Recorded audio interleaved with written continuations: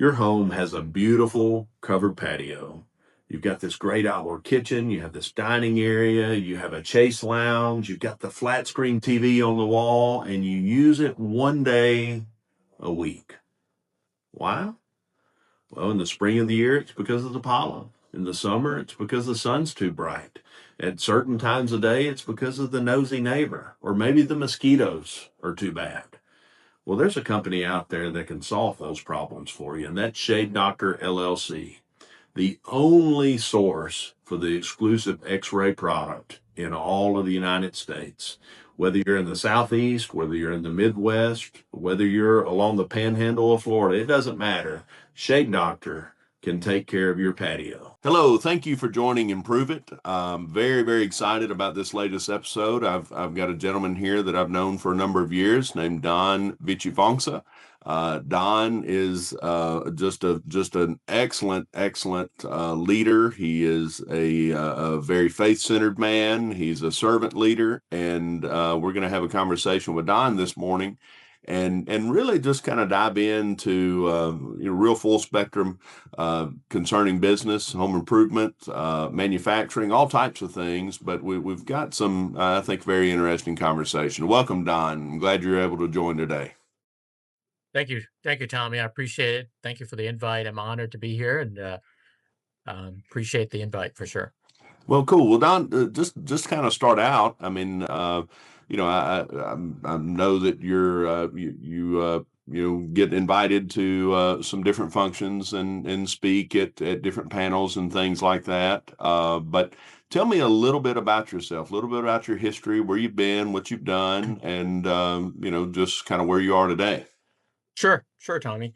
Uh, I'm an immigrant by that meaning is that my family and I came to the United States in 1980. I was born in Laos through some really unusual circumstances. I would tell you that just to give a little bit of feedback, and it kind of drives into my personality and who I am. My parents came to the United States in 1980. We were basically sponsored to come as refugees from the war. My dad fought with the U.S. Army during the Vietnam War, and through some circumstantial things, he was thrown in a concentration camp, and then through um, escaping that situation, we became refugees in Thailand, which my mom is a Thai citizen. And so we came to the United States being sponsored by a couple in California in 1980. So that started our path and our journey to here today. We moved to Arkansas about 4 or 5 years after coming to the United States, and then what we did was we really that became our home, and grew up just in the area, and didn't know the Lord. I would tell you that God became a presence in my life later in life, and at the age of 19, and through my faith with God and what I stand for, I was still self-centered throughout my life and my career, and not until 2015. So I went to school at the University of Arkansas and became a chemical engineer. In the terms of what they were say back then was I was a glorified plumber. Okay. Okay. So I went to go work for Dow Chemical as right out of my career, and I was doing some amazing, wonderful things with them, um, making chemicals and making them react, combine, in some cases even explosive things, and very hazardous things that we were handling. But then God had a different plan. I think we during that time I got married, and to my wife now of 28 years. We have two lovely kiddos. My daughter's 23 and recently just got. We were honored that she got accepted to become a doctor of physical therapy. So she's beginning that That's journey. awesome. That's And then great. my son Gavin, my daughter's Caitlin, my son's Gavin. He's 17, so he's living life at 17 at the high school, and we know our time is numbered because we have 1 year left with him, and then he's going to go to college. Um, so my wife led me to the Lord when I was 19, so that was the greatest moment in life.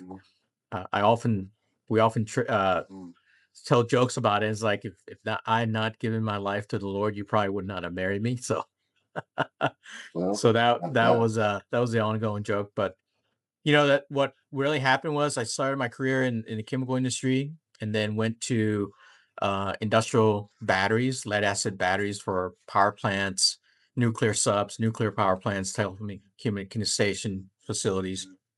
And so that those are big batteries, batteries that would last 30 plus years and had had long life and just big batteries. There, one battery we made was 20-inch by 20-inch, 6 feet tall, and those were Wow. nuclear subs for nuclear subs, backup powers to be able to support those facilities and nuclear carriers and nuclear subs. Out of that, I went to got recruited into the building industry through Therma-Tru doors and Simonton windows. I Good. spent 11 and a half years with them. That's really when I switched my hat from becoming a technically minded person, leader, to a operationally minded leader. And so that was an opportunity just to expand my growth and my opportunity. Learned a lot, and then decided, hey, could I be a leader in another industry?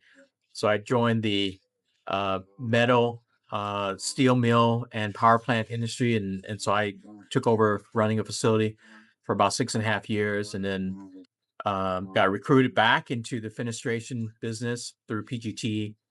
And my last role with the corporate entity was 8 years with PGT Innovations, who then got acquired by Miter. I served as the vice president of operations at one point in time, and Do you need to scale your business? Do you need to get your products and services in front of the right customers? Maybe you need to build a new website. Maybe you need a very creative Google ad strategy or SEO built in behind your website. Well, if you need to take your business to the next level, you need to call my friend Billy with Grow Marketing in San Antonio, Texas. and then in 2025, just got a calling and some sense of, hey, I was supposed to transition. So my business partner and I, we transitioned out of corporate America and PGT and became an entrepreneur. And what our thoughts were, we wanted to become a kingdom entrepreneur. And that's really just to say that, hey, we want to honor God in all that we do. We honor our team members that work with us and everyone that works for us.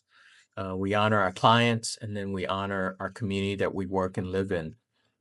So to really say that is, we've intentionally, what we do is 10% of our net profits then go to philanthropy in a foundation which is tied to us, which we then take that foundation and then sow it to wherever God has us. So that's the the 5 minute roll on that. Well, So that's being an awesome. entrepreneur, we acquired Stroop Design and Construction, which is a design and construction company. We fully design and we build both residential and commercial. And then my business partner and I, we what we kind of said was, hey, God didn't give us 30 years of experience in windows and doors to not do anything with it. So then we form All Coast Windows and Doors. Um, and then after a very short amount of time, not only did we form All Coast Windows and Doors, we opened up a second facility. So we have a facility in Orlando and a facility in Sarasota. Okay, well So that's great. And that all started in 25? yes. So in 25, we went from 2 people in our organization. Now we're up to 22 team members and leaders. So That's fantastic. How long had Stroop been around before you acquired it?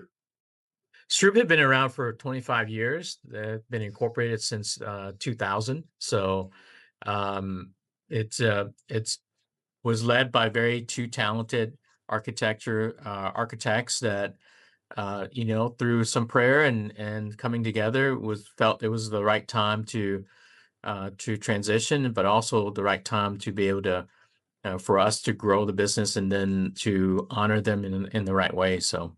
Okay. Okay. Well, I'm fascinating with that subject. Just the whole M&A spectrum. Was that with an organization like that, and then ultimately two individuals forming some sort of partnership agreement? Was that more of a softer acquisition cycle, or was it overly complicated? The lawyers try and get involved and make it more complicated than it should be, or was it just a gentleman's agreement? How did that work? Well, it started with a gentleman's agreement, and then we wanted to make sure we formalize it just to make sure, from a legal and legality standpoint, we were honoring each other appropriately. And I think in reality, Tommy, if we had left it to the legal counsels to represent each of us, it would have taken a lot longer, just like Sure. any M&A. And so, myself and my business partner, along with Ed and Lisa, we stepped in and say, "Look, we know what this is supposed to be. Here's the language we want it to be. We want to honor each other," and I think that fast tracked it. So we were able to make a decision and then transact on the decision within 45 days. Do you need to take your outdoor living to the next level? Do you want a different, unique structure that not everyone has? You need to check out a louvered roof pergola, custom built by Innovative Outdoor in Fort Worth, Texas. So regardless of whether you have an existing covered patio attached to your home, maybe you've got that structure by your pool, maybe you've got that structure in a great outdoor living area that you need more coverage and protection from the sun above. Check out a louvered roof pergola from Innovative Outdoor. Call my friend Andy, and he will take care of you. Okay. Well, that's But good. yeah. So we were in prayer for 3 or 4 months prior to that, but once we came to the conclusion, we really fast tracked it because we really knew what we want to go do. For me, it was an opportunity that it really. I went and got a general contractor certification and license in 2024, and my heart has always been on interrupting the building industry to maybe find new innovations for reduction of costs in creating opportunities for obtainable housing or affordable housing, however you want to define that. So this was a great pathway for me to fulfill that vision that really was in my heart. So. Okay. Great. Great. So, in all the years with manufacturing and engineering and kind of product development design, what are kind of the biggest relatable experiences that translate from that previous focus to what you do today? I think the biggest thing, Tommy, was during the time of PGT acquiring New South Window Solution, and that's where our path had crossed, and has been a remarkable time of that. PGT had a growth opportunity, and that was to go from a set amount of retail stores, and we basically doubled, more than doubled Mhm. in 18 months. And what's relatable from my experience with PGT and with New South and years with Therma-Tru doors and Simonton window is that, look, at the end of the day, our clients, our homeowners are really looking for value, integrity, quality, and service. And value comes in different ways, right? Value comes in opportunities of really understanding what our client needs and wants. Um, there are products that have been over designed, and there are products that have been under designed. When I say that is, it's all about the relationship that we get the chance to sit down with Mr. and Mrs. Smith or Mr. and Mrs. Jones to understand what is of value for them, and then matching the right products, the right design, the right performance to meet their expectation. But you don't get to know that by saying, here's the product that you should get versus let's listen to Sure. our clients. Let's Yeah. understand exactly what they're wanting and needing. No matter what the design is or the product we may have the greatest product in the world. But if it doesn't meet our client's expectation or needs and wants, then it's no value. Sure. And so, that's the opportunity we see is, uh, there's a lot of products out in the marketplace that will meet a lot of needs and a lot of designs and criterias. But I think the gap and the understanding is having that relational conversation with the client and understanding what products meet their need with the greatest value. Okay. Well, that's great. So with All Coast, you're focusing on the window and door market. Mhm. It's my understanding as well. You're doing some things with kitchen and bath renovations as well. Yeah, absolutely. So we were given the opportunity to become a manufacturer's dealer for a cabinet company, Cabinet Works. Um, they're pretty prominent in the U.S. They're up there between being number one or number two in the nation. And so every remodel that we do, or every building that we do, whether it be commercial or residential, the two greatest things that we heard was a pain point was windows and doors, and in cabinets. Hmm. I was like, well, what better way than for us to streamline to create value for our client? That we control that. Yeah. And so we do cabinets, cabinet redesign and model, and then we do patio enclosures too. So Okay. Okay. What types of patio enclosures? You're talking like lanais? I mean, obviously, I yep. know, in the Florida area, you have the mesh, aluminum frame or frame product with mesh. Are you doing other types of structures as well? Yeah, so we do covered patio enclosures with the Easy Breeze product, or we'll Okay. do screen enclosures with pneumatic roll down screens to Okay. protect lanais. In Florida, we have three options. You can do a bug screen, a solar screen, or an impact resistant screen, which then protects you from hurricanes and what have you.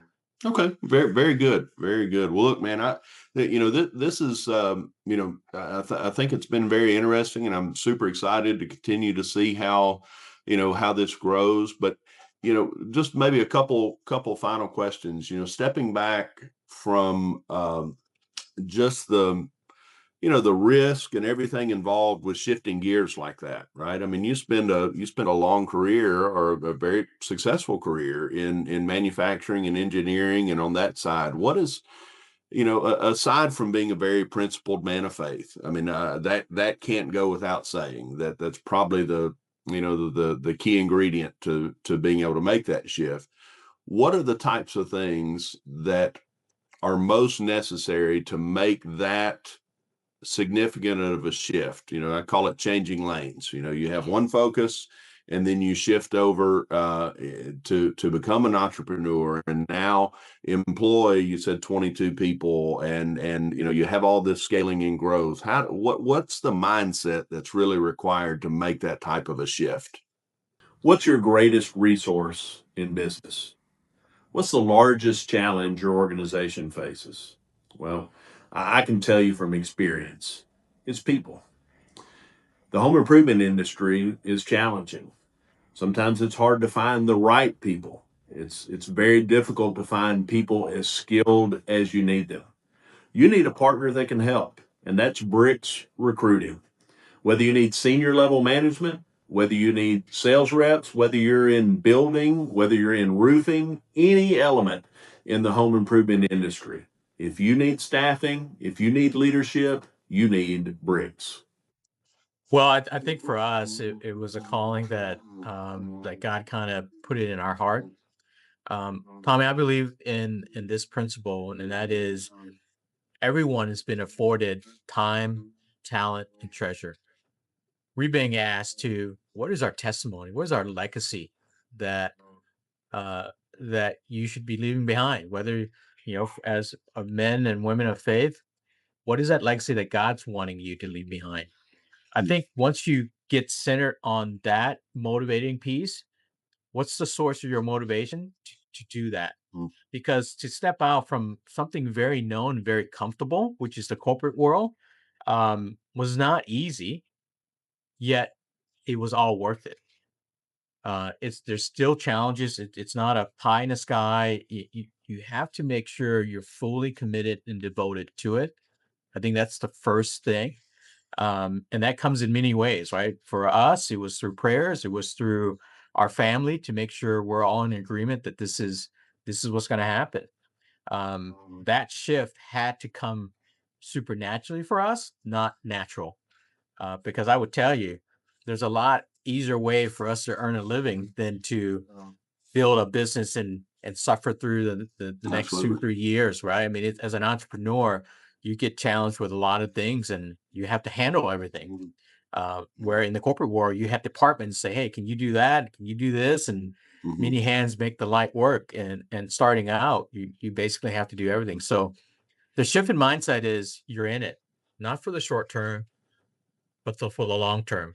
And then always focusing back of what is the source of your motivation. And they stay truly committed to it. Absolutely. Look, I think that's pretty impactful thoughts. If you were to kind of hit reset and get a do-over of the past 18 months, what are some of the things that maybe you would have approached differently? I think I always knew that it was going to be some challenges as we went along. I think maybe the one thing I would do different is continue to be humble in the process of doing that, and to wait for timing that is right. We took upon a lot of challenges that we thought we could handle, and we finished it in honoring our customers. And I think looking back, we probably, as in an effort to become a servant leader, we were doing things to honor our clients at much of the pain being burdened by us as the organization. And I think looking back, we probably shouldn't. We should have shared that burden with our clients. When I say that is, when things were not foreseen, we take on that burden, meaning we cover the costs and our clients never see it, which is great for our clients in honoring them. But it probably, to be fair, we probably could have shared that burden with our clients Sure. to make sure they were fully aware of what we were doing, how we were doing it. Okay. All right. Awesome. What's the for 26, 27 and beyond, what's the thing you're most excited about with what Stroop can do? Well, I'm excited about the team that's on board. I'm so proud of what this team is continuing to join together and rally with one another to achieve some amazing things. I'm also excited about, hey, God's not done. We have 2 business entities right now, and I believe God is calling us to a third entity. If you probably remember, the reason we got into this industry and the construction industry was, one, to bring in forth some innovation, to interrupt how we do things and maybe create an opportunity for some innovation that will take a significant cost out of the industry. So I'm excited that later on this year we'll be showcasing a proof of concept that has generated some excitement that, Lord willing, we want to get that in and share that innovation as with many people as possible to bring that technology forward. So That's awesome. Well, Don, look, thank you so much for being on today. We're honored to have you on Improve It. I look forward to hearing about what you're doing. I know a number of the people that are on your team, and they're important and special to me as you are. And thank you for joining. Tommy, thank you for the opportunity, man. Have a blessed day, my friend. Have a great day. We'll talk soon. Okay. Bye-bye.